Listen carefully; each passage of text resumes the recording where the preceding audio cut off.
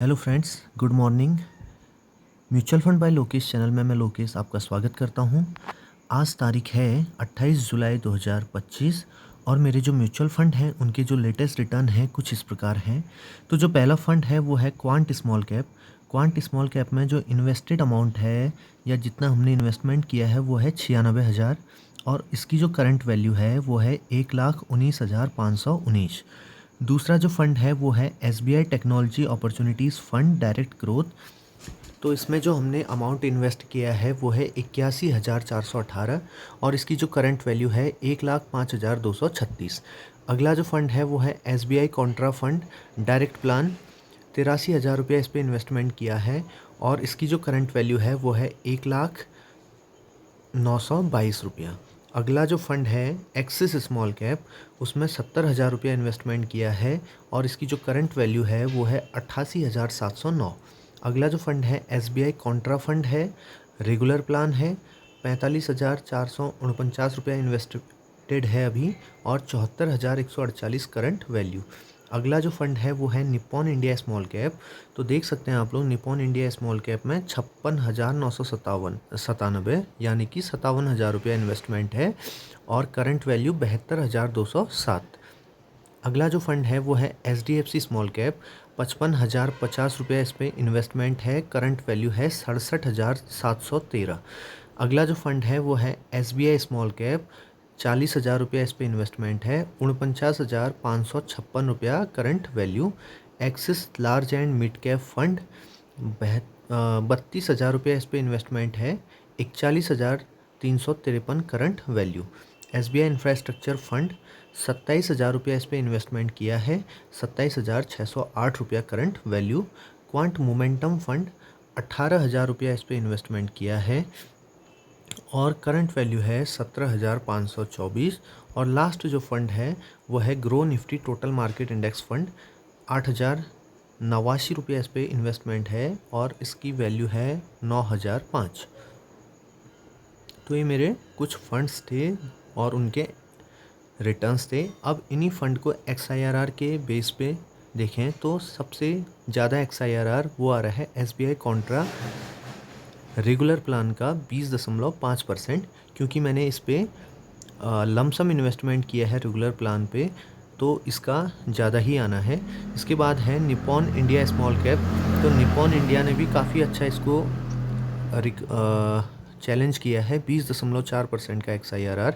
Axis small cap में भी 20.4% का XIRR। Axis large and mid cap fund में 19.4% का XIRR। SBI technology opportunities fund 18.6% का XIRR।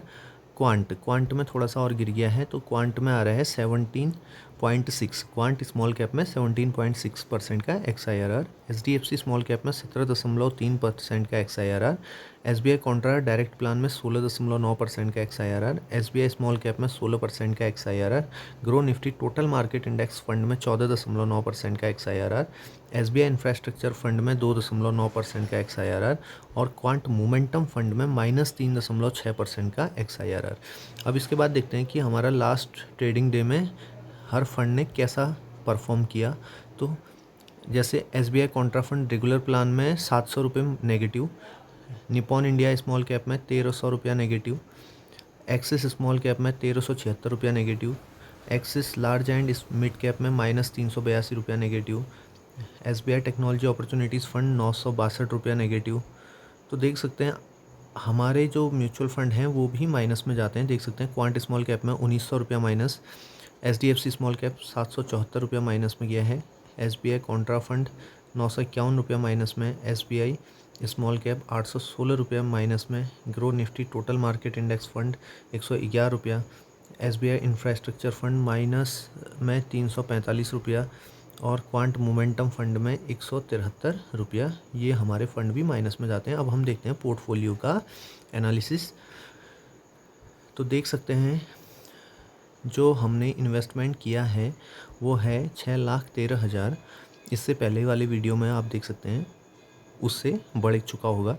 और जो टोटल रिटर्न है वो हैं 1,60,499 और जो टोटल होल्डिंग है या पोर्टफोलियो की वैल्यू है वो है 7,73,499 रुपया, और जो लास्ट डे का रिटर्न है वो -9,800, यानी कि 10,000 रुपया माइनस में लास्ट ट्रेडिंग डे में हमारा चले गया। अब इसके बाद जो XIRR निकल के आ रहा है वो आ रहा है 18.17%। तो ठीक ठाक XIRR है।